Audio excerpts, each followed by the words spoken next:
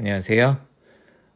이 강의를 지금 몇 번째 찍고 있는지는 모르겠지만, 지금 어쩔 수 없이 지금 여러 번 시행착오 끝에 다시 찍게 됩니다. 이게 신나게 이렇게 수업하고 있는데요. 펜이 안 나오는 거예요. 그래서, 이 아이펜슬이 안 나올 때도 있네요. 자, 그것 때문에 다시 하게 되는데요.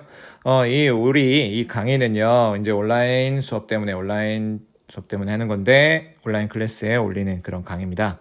근데요, 우리가요, 2차 고사 시험 범위가 엄청나게 넓어요. 그러다 보니까 이 교과서를 통해서 쭉 나가려면은 한계가 있죠. 그래서요, 이 요약집을 만들었고, 요약집을 통해 가지고요, 적어도 1866년부터 여러분들 교과서 260페이지까지는 이거로 하는 게 더 낫겠다, 좀 더 효율적이겠다라고 생각을 해서 이 강의로 하게 됐습니다. 이거는 우리 앞반뿐만 아니라 뒷반까지 모두가 다 이렇게, 이 선생님들과 협의를 통해 가지고요, 이 부분을 이제 정리를 해 가지고 수업을 하는 거니까요. 다들 잘 들어주셨으면 좋겠습니다. 앞부분 여러분들 어떤 부분이 있었죠? 조선 후기 세도정치기, 그 다음에 또 뭐가 있었을까요? 이 세도정치기에 밀란들이 있었겠죠? 흥경래의 난과 임술농민봉기 이런 것들도 있었고요. 조선 후기 문화 같은 것들도 있었고, 그리고 또 뭐가 있어요? 이 앞부분, 바로 앞부분에 흥선대원군의 정책들이 있었죠? 이런 부분은요, 여러분들이 조금 스스로 공부하셔야 됩니다. 이 부분은 강의가 없어요. 네, 이 뒷부분부터 이제 전체적인 강의를, 요약집을 한번 나가겠습니다. 이 요약 정리 앞부분부터 하는 이유가 있어요. 여러분들 시험 공부할 때 그래도 또 한 번씩 반복하는 차원에서 여러분들 강의 한번 찾아보라는 식으로 이제 다시 한번 정리하는 거니까요. 여러분들도 이미 들었던 친구들도 한번 나중에 복습할 때 참고하시면 좋을 것 같습니다. 1866년부터 갈 텐데요. 자, 1866년에 무엇이 있었습니까? 병임 박해가 있었죠. 병임 박해의 배경은 바로 뭐냐면은 러시아의 위협에 대응하기 위해서 프랑스와 접촉을 시도했었는데요. 그게 이제 실패해서 이제 그로 인해서 반대급부로 이 프랑스 선교사들을 대거 처형하는 사건이 바로 이 병임 박해였습니다. 자, 러시아의 위협. 러시아가 왜 우리에게 그렇게 위협이었을까요? 이때 당시에 어떤 일이 있었냐면요. 중국에는 2차 아편전쟁이 있었어요. 2차 아편전쟁은 뭐였었냐면요. 청나라와 그 다음에 영국과 프랑스 연합군들이 이제 싸웠었던 그런 전쟁입니다. 당연히 청나라가 졌죠. 근데요. 이제 전쟁이 끝나고 나서 이들을 중재해준 나라가 이제 필요했는데요. 그 중재한 나라가 바로 러시아였습니다. 이런 전쟁을 중재해준 대가로 청나라로부터 러시아는 어느 곳을 얻게 됐냐면은 우리나라 동부 지역 있죠? 우리나라 이렇게 동부 지역 있는데 동부 지역 좀 더 오른쪽 가다 보면 블라디보스톡 이런 곳이 있잖아요. 이쪽이 바로 뭐라고 부르는 곳이에요? 연해주죠. 연해주 지방을 획득하게 됩니다. 이 러시아가 우리나라 동북 쪽을 이제 점점 국경과 가까워지다 보니까 우리에게는 정말 위협적으로 느껴지겠죠. 특히나 이 러시아라는 나라는 전 세계적으로 남쪽으로 내려오려는 그런 야욕을 보였었던 나라예요. 그렇기 때문에 러시아에 대응하기 위해서 우리는 서양 세력과 한번 접촉을 해봐야 되겠다라는 그런 생각을 가졌습니다.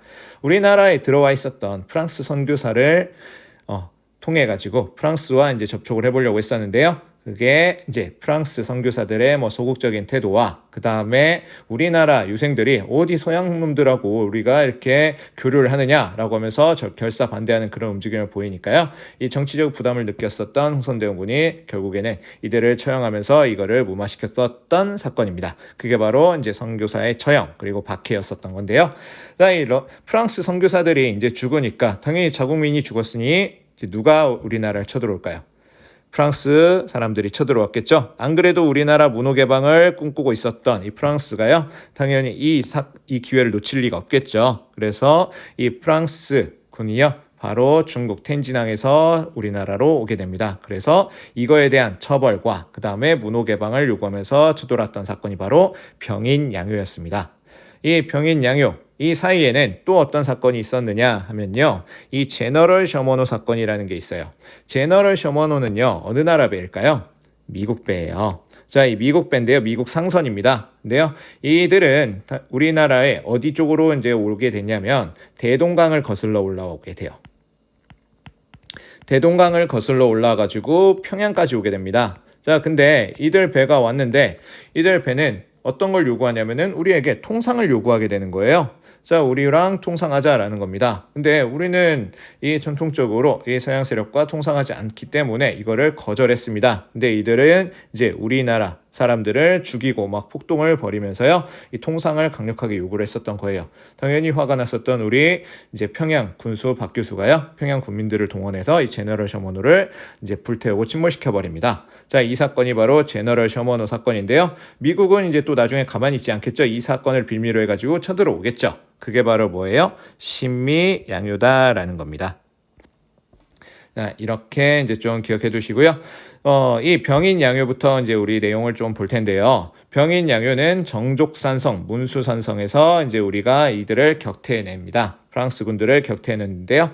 이 정족산성의 양현수 부대, 그 다음에 문수산성의 한성근 부대가 이들을 물리쳐냈습니다. 병인양요는 우리가 이겼다라고 이렇게 말하는 그런 전쟁이에요. 그래서 결국엔 이들이, 이 프랑스 군들이 이제 지원이 끊기고 이제 큰 위기에 처해서 돌아갔다라는 그런 내용이 있습니다. 근데요, 돌아가면서 이게 맨 처음에 우리나라 강화도를 이들이 점령을 했었거든요. 그래서 강화도 내륙 지역에 있는 이 외규장각의 도서들을 약탈해 가게 되는데요.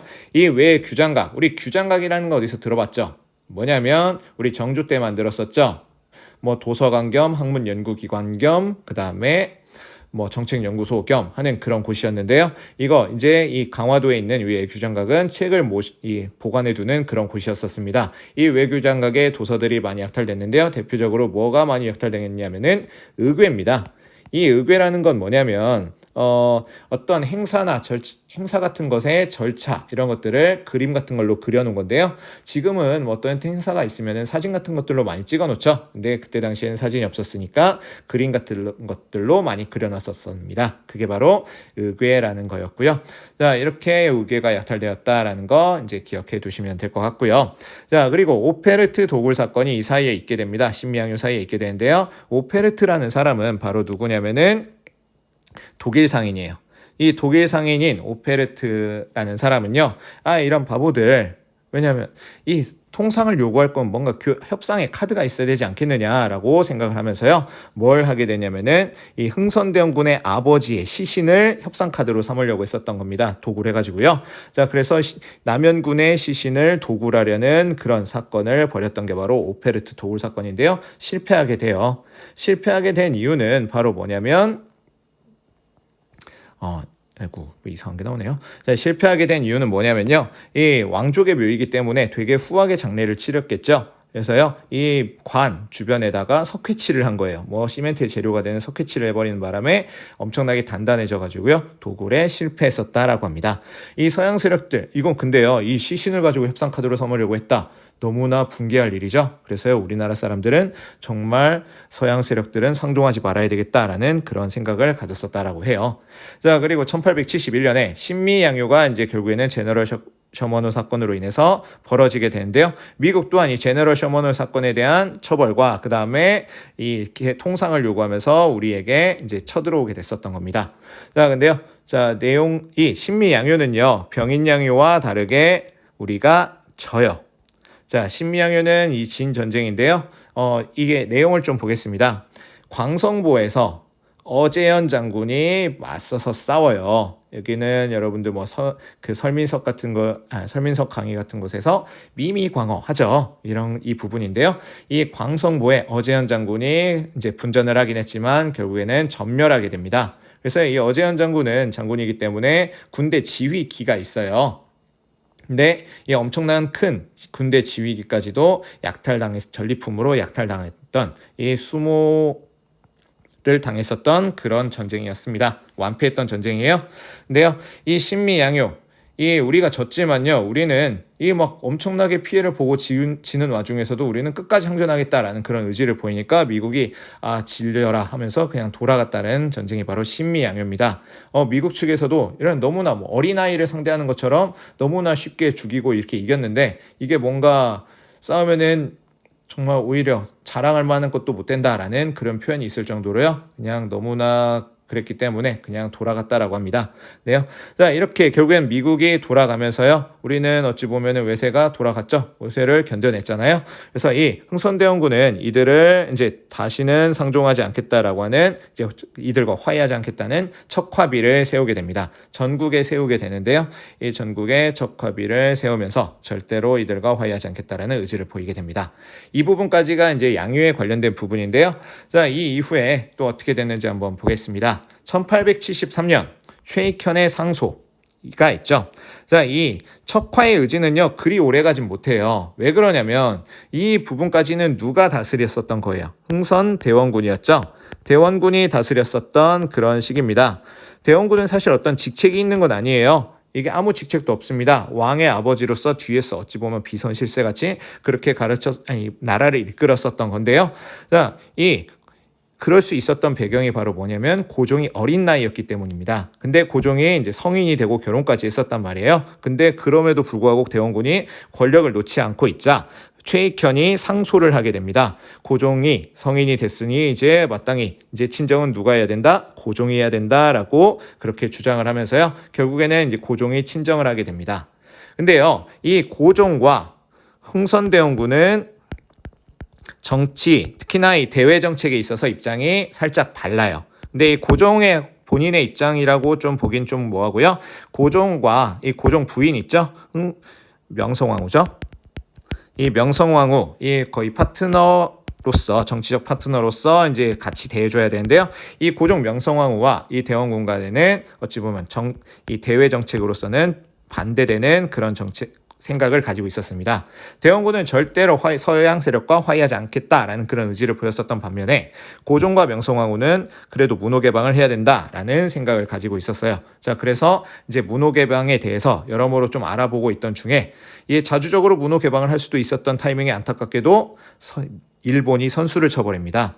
일본이 우리나라에 운요라는 배를 보내가지고요. 무력으로 강제 개항을 하게 되죠. 자, 운요 사건이라는 것은요. 운요라는 배가요.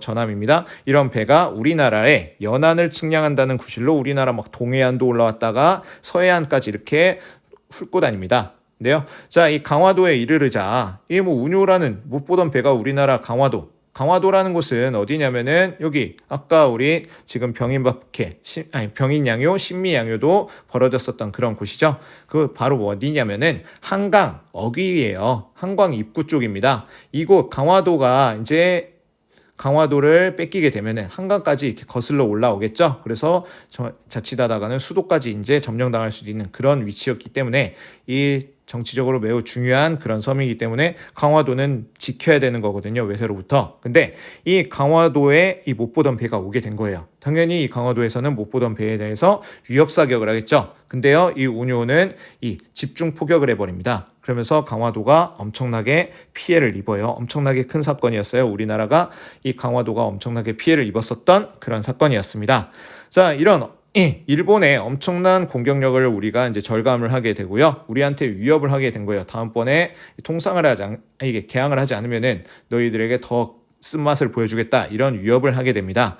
그러자 이제 우리는 이제 일본의 그런 강력함을 이제 깨닫게 되고 어쩔 수 없이 우리는 개항을 할 수밖에 없는 그런 상황에 이르게 돼요. 그래서 맺었었던 게 바로 강화도 조약입니다. 이 강화도 조약은요. 누가 어찌 보면 갑이에요. 일본이 갑이겠죠. 일본에 의해서 이제 문호가 개방이 됐던 그런 조약인데요. 당연히 일본에게 우리는 상당히 불평등한 그런 조약이 맺어졌을 거라고 여러분들은 생각할 수 있겠죠. 자, 여기 이 강화도 조약의 내용을 한번 보겠습니다. 최초의 근대적인 조약이에요. 최초라는 건 상당히 중요하죠.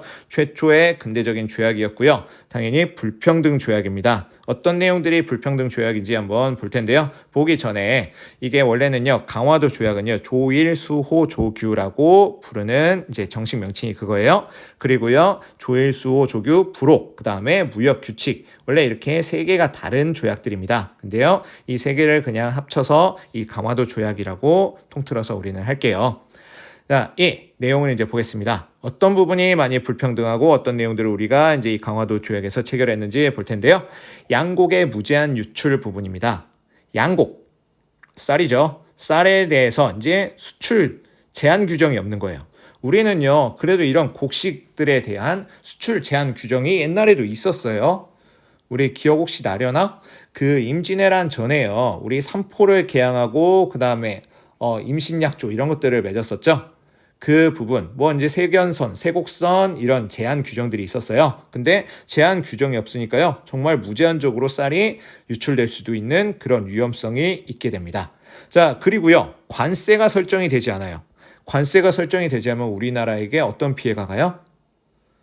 그렇죠. 우리의 자국 산업이 위협을 받죠. 왜냐하면 더 싸고 더 품질 좋은 외국 물품들이 들어와 버리니까 우리 물품이 만약에 경쟁력이 없다고 하면은 우리 물건 안 사겠죠. 그럼 우리 산업이 망해버리는 거예요. 자, 그런 것들을 방어하기 위한 최소 방어벽인 관세가 설정이 되지 않아서요. 우리 산업들이 큰 피해를 보게 됩니다. 그리고요, 세 개항구를 개항했다라고 하는데요. 맨 처음에 이 부산이라는 곳을 먼저 개항을 하게 돼요. 그리고 나머지 두 개항구는 협의해서 정한다라고 했는데요. 어디를 이제 개항하게 되냐면은 원산, 그 다음에 인천 이 순서대로 개항을 하게 됩니다. 뭐 이곳은요, 어떤 목적으로 이제 개항을 하게 되느냐? 부산 같은 경우에는 가깝죠. 경제적인 목적이 있었다라고 하고요. 원산 같은 경우에는 정치적인 어찌 보면 지정학적인 위치가 상당히 좋은 곳이라고 해요. 그래서 정치적인 목적. 그 다음에 군사적인 목적이에요. 미안해. 군사적인 목적. 그 다음에 인천이 바로 정치적 목적입니다. 왜냐하면 인천은 어디와 가까운 곳이에요. 어디와 제일 가까운 항구일까요? 수도와 제일 가까운 항구죠. 그래서요, 인천은 이제 그런 정치적인 목적으로 개항을 했었던 겁니다. 자, 그리고요, 영사재판권이라고 있어요. 이거는 뭐 일본 영사가 이제 재판할 수 있다라는 건데요. 이건 뭐냐면요, 치외법권이라고도 불러요. 자, 이 항구가 개항되면 일본인들이 와서 뭐 이제 거류지에서 살기도 하고 장사도 하겠죠. 자, 근데 이 사람들이 막 천사만 와서 사는 거 아니잖아요. 여기서 가진 뭐 깡패나 이런 애들 와서 살 텐데 이런 애들이 문제를 일으키면 이 땅은 그래도 이게 우리나라 땅이죠. 우리나라 땅에서 일본 애들이 문제를 일으켰어요. 그러면 누가 처벌해야 돼요? 원래는 우리나라 사람들이 처벌해야 되겠죠. 우리나라 관리가 처벌해야 되는데 그러지 못한다라는 겁니다. 이 일본 영사가 재판하는 우리의 이제 어찌 보면은 사법권이 넘어갔다, 이 재판권이 넘어갔다라고 알아두시면 될 것 같고요. 자, 여기까지가 이제 강화도 조약의 내용입니다. 그리고 1차 수신사라고 있는데요. 자, 이 1차 수신사는 잠시 여기까지 끊어갈게요.